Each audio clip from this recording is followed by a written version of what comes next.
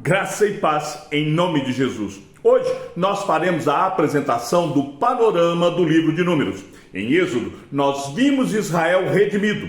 Em Levítico, nós vimos Israel em adoração. E agora, no livro de Números, nós veremos Israel servindo.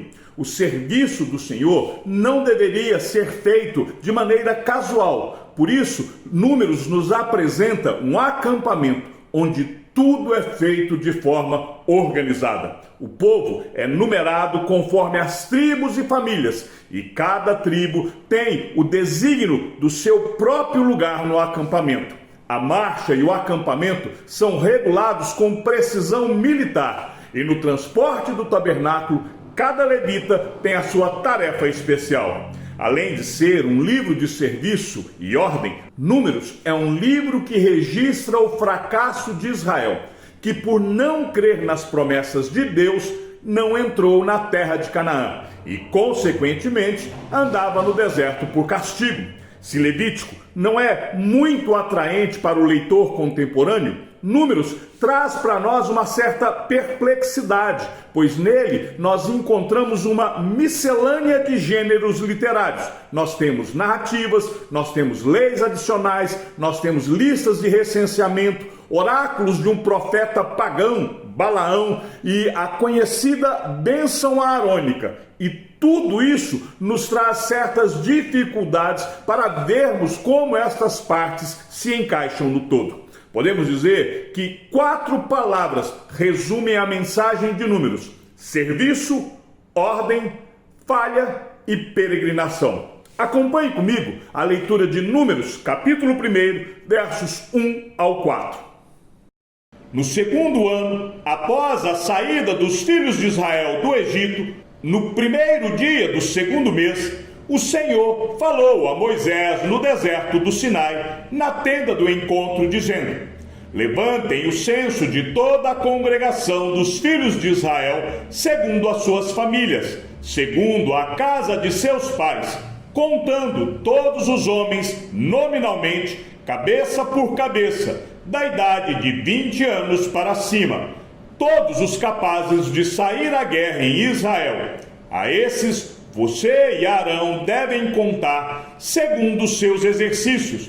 De cada tribo, vocês terão a ajuda de um homem que seja o chefe da casa de seus pais. Na Bíblia hebraica, o título mais comum está na 5ª palavra do verso 1 do capítulo 1. O título é No Deserto. Este nome é muito mais descritivo do conteúdo total do livro do que do título que nós temos na língua portuguesa. O título Números provém da versão grega da Septuaginta, que chamou o livro de Aritmoi, que deu a origem à palavra aritmética. Os tradutores latinos, mais tarde, deram o título do livro como Numeri, da onde surgiu então o título Números. Acontece que o título da Bíblia hebraica é muito mais próximo da narrativa do livro. O título Números está pensando no capítulo 1 e até o capítulo 4, também no capítulo 26, aonde é feita a contagem. Mas este foco só está nestes 5 capítulos. Todos os outros capítulos vão tratar da peregrinação de Israel no deserto. Números registra esta peregrinação que começa ao pé do Monte Sinai e vai até o acampamento na planície de Moabe, na margem leste do Rio Jordão, aonde Israel agora estava preparado para a conquista da tão sonhada terra prometida. Para que nós possamos entender melhor a jornada do povo de Israel pelo deserto, é bom nós nos lembrarmos que alguns elementos lá de Gênesis, alguns outros do livro de Êxodo, vão nos auxiliar na compreensão deste livro. Em primeiro lugar, no livro de Gênesis, nós temos a aliança de Deus com Abraão. Abraão recebe de Deus a promessa de que a sua descendência herdaria a terra de Canaã. O livro de Números nos mostra o Senhor moldando o povo para que o seu nome fosse conhecido sobre toda a terra. Lembre-se, é desse povo que vai atravessar o Rio Jordão, que vai conquistar a terra prometida, que nasce Jesus Cristo. Um outro elemento que nós precisamos destacar é que Deus quer que este povo esteja envolvido na conquista da terra prometida. No livro de Êxodo, nós vemos Deus completar toda a obra. Deus executa toda a obra para a libertação do povo de Israel do cativeiro. O povo foi liberto por obra e graça de Deus. Foi o Senhor quem efetuou todo o trabalho para libertar Israel do Egito. E agora, este povo precisa guerrear para tomar posse da terra por meio de conquista. O povo vai conquistar, vai herdar a promessa da terra prometida através do seu esforço. Isso nos faz lembrar muito a nossa vida com Deus. Nós fomos salvos pela graça, mediante a fé. Paulo vai até nos dizer que isso não provém de nós, que é dom de Deus para que ninguém se glorie. Ou seja, nós somos salvos porque Deus fez tudo o que deveria ser feito para a nossa salvação. Mas a vida com Deus é uma guerra, é a luta da nossa carne contra o Espírito, contra o nosso Espírito. Nós vivemos numa guerra. Todos os dias nós precisamos negar a nós mesmos. Todos os dias nós precisamos tomar a nossa cruz para podermos seguir a Jesus. Salvação é de graça. Vida com Deus tem o nosso preço, tem o nosso esforço. Nós vamos fazer tudo aquilo que está diante de nós para nos relacionarmos com Deus. Entendido isso, sigamos no panorama do livro de Números. O livro de Números é o quarto dos 5 primeiros livros da Bíblia. A autoria do livro de Números é de Moisés. Há alguns críticos que contestam a autoria de Moisés, alegando que comentário do tipo Moisés era um homem muito manso, que está lá no capítulo 12, no versículo 3, que este comentário está muito mais para uma biografia, ou seja, alguém narrando o livro, do que uma autobiografia, do que Moisés contando a própria história. Mas quando nós vamos olhar na Bíblia como um todo, a autoria destes 5 livros do Pentateuco é atribuída a Moisés em todas as Escrituras. Josué fala sobre isso, o segundo livro dos Reis fala sobre isso, Neemias fala sobre isso, Marcos também, e também o Evangelho de João. Quando nós vamos ler o livro de Números, nós vamos ver que o testemunho interno do livro se refere aos escritos de Moisés. O capítulo 33, versículo 2, e o capítulo 36, no verso 13, falam a respeito de Moisés. No versículo 13 do capítulo 36, diz assim: são estes os mandamentos e os juízos que o Senhor, por meio de Moisés, ordenou aos filhos de Israel nas campinas de Moabe, junto ao Jordão, na altura de Jericó. Sendo assim, a gente fica com Moisés como o autor do livro. O período de abrangência da história do livro é de 39 anos. No capítulo 1, no versículo de número 1, diz que foi no primeiro dia do segundo mês do segundo ano. Ou seja, o livro começa no segundo ano. E o livro vai terminar com Israel posicionado no lado oriental do Rio de Jordão, em frente a Jericó, aonde teve início a conquista da terra prometida. A maioria dos acontecimentos do livro de Números acontece no deserto. Os incidentes que são registrados do capítulo 1 até o final do capítulo 14, eles acontecem no segundo ano após o Êxodo. Tudo que é mencionado depois do capítulo 20 acontece no 40º ano depois do Êxodo. As leis e os acontecimentos que estão registrados do capítulo 15 até o verso 22 do capítulo 19, nós não temos como datar. Possivelmente esses acontecimentos ocorreram também no segundo ano. Ou seja, os 37 anos que vão desde o segundo ano até o 40º ano, nós não temos maiores registros. O que nos mostra o desperdício desses anos por causa da rebelião de Israel contra o Senhor. E por consequência dessa rebelião, receberam o castigo de peregrinar 40 anos no deserto. Como eu já disse que agora o povo teria que conquistar a terra mediante o seu esforço, nós vamos ver logo nos capítulos iniciais, capítulo 1 e capítulo número 2, o recenseamento, porque Deus está levantando os aptos para a guerra. Capítulo 3 e o capítulo de número 4 vai nos mostrar o recenseamento, ou melhor, a separação dos levitas para cuidarem do tabernáculo e de todos os utensílios. Antes de seguirmos com a divisão do conteúdo do livro, eu queria que nós pudéssemos ver como que ficou estabelecida a ordem das tribos ao redor do tabernáculo. Se você acompanhar comigo aí na sua Bíblia, o capítulo 2 vai descrever como que o arraial deveria ser organizado e a ordem em que as tribos então deveriam marchar. Bem no centro do arraial estava o tabernáculo e ali nós vamos ter a tenda do encontro. A leste estava a tribo de Judá, ela era ladeada por Isacar e Zebulon. Ao sul estava a tribo de Ruben, e ela era ladeada por Simeão e Gade. Efraim ficava do lado oeste, ladeada por Manassés e Benjamim. Ao norte, nós temos a tribo de Dan, ladeada por Aser e Naphtali.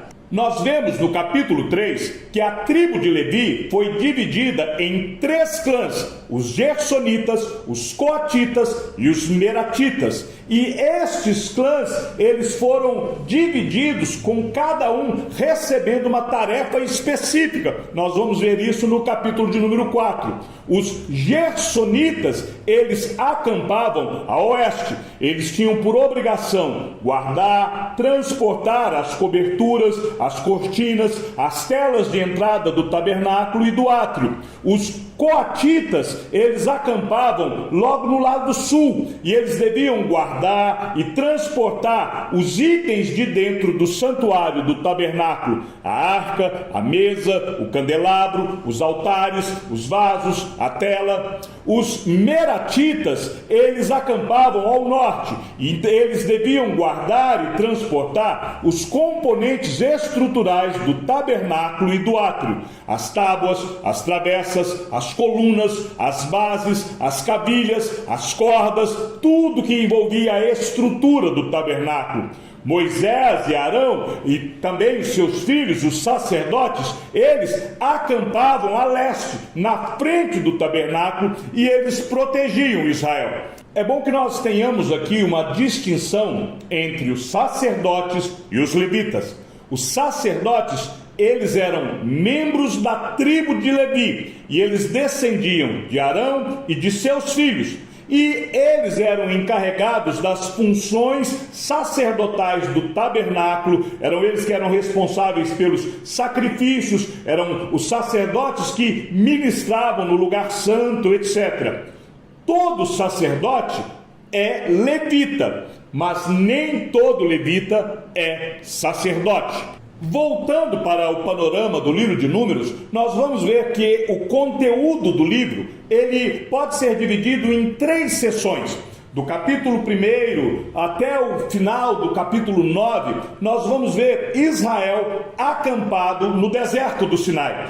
É o mesmo local aonde o Senhor firmou a aliança mosaica com Israel. É neste mesmo local que nós já vimos lá no capítulo 1 até o capítulo 4, aonde é feito o censo. Os capítulos 5 e 6, eles vão tratar da purificação do acampamento. Observe que esta seção, ela é estruturada em torno do livro de Levítico. O Senhor disse a Moisés, nós vamos ver isso no livro de Números, capítulo 5, versículo 1, versículo 5, versículo 11, capítulo 6, versículo 1, versículo 22, a narrativa sobre a purificação do acampamento é composta de três séries de leis. Primeiro, a restituição pelas ofensas. Eles precisam estar em harmonia uns com os outros. Segundo, a pureza e a fidelidade no casamento, mantendo assim pura a descendência santa. E terceiro, os nazireus eram leigos que se dedicavam ao serviço de Deus. Esta sessão, ela conclui com a bênção aarônica, que a gente vai ver lá no final do capítulo de número 6. A reafirmação, a bênção aarônica, é a reafirmação da promessa da aliança de Deus com os israelitas, enquanto que eles vislumbravam a conquista da terra prometida. A segunda parte do livro de Números vai do Sinai até Cádiz, capítulo 10 até o final do capítulo de número 19. Esta sessão, ela é marcada pela rebelião e pela murmuração do povo de Israel. E isso irrita profundamente o Senhor. Foi por causa da murmuração, por exemplo, que Miriam ficou leprosa por 7 dias. 10 dos 12 príncipes que foram espiar a terra inflamaram o povo e fez com que a viagem durasse 40 anos e levou Coré, Datã e Abirão e as suas famílias à morte.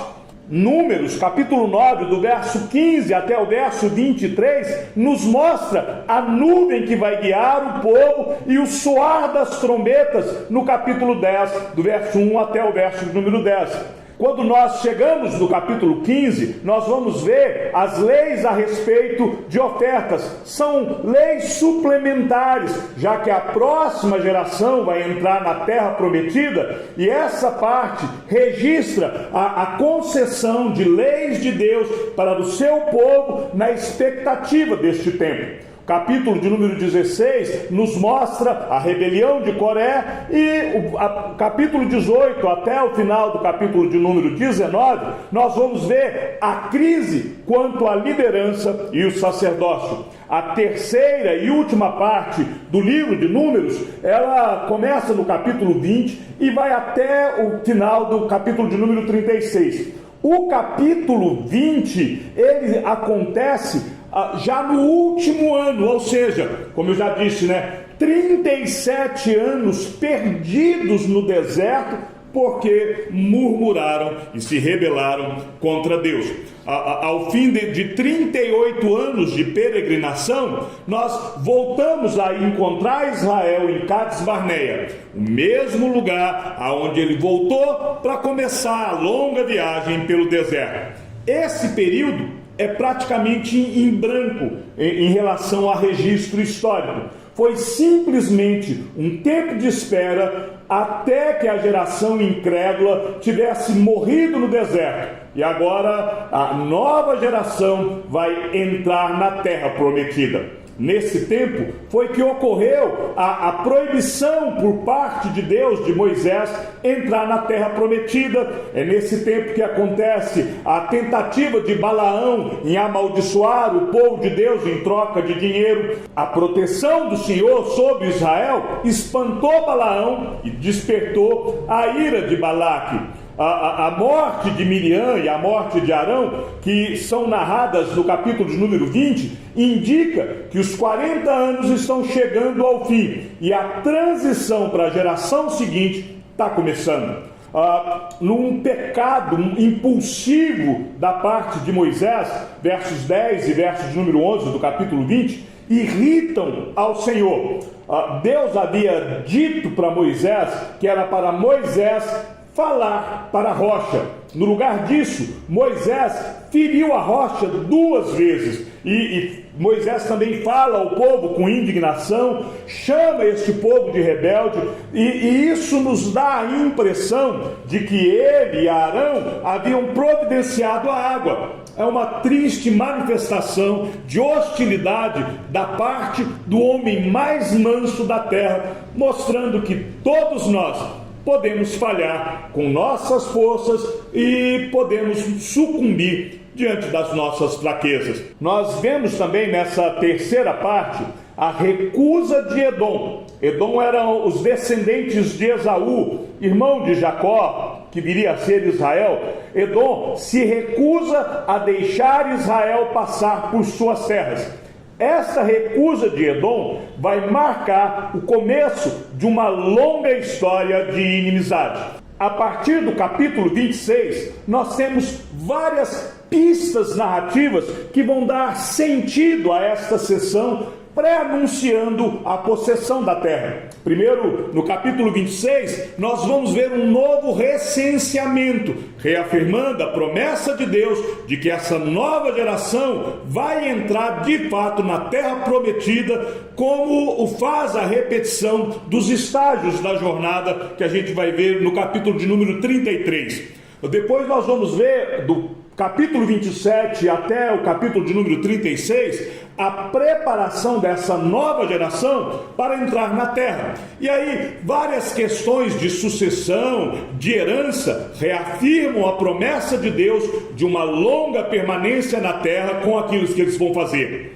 A repetição e o realce do ciclo anual de festividades e de adoração, do capítulo 28 até o capítulo 29, a vingança contra os midianitas no capítulo 31, prefiguram a longa história de êxitos e fracassos que nós vamos ver depois lá no livro de Juízes. A santidade do povo e a santidade da terra devia ser preservada. No final do capítulo 35, nós vemos a santidade do povo e da terra e que essa santidade devia ser preservada, porque se trata da terra em que o Senhor, Javé, iria habitar no meio dos israelitas. O verso 34 diz literalmente assim: portanto, não contaminem a terra na qual vocês vivem, no meio da qual eu habito, pois eu,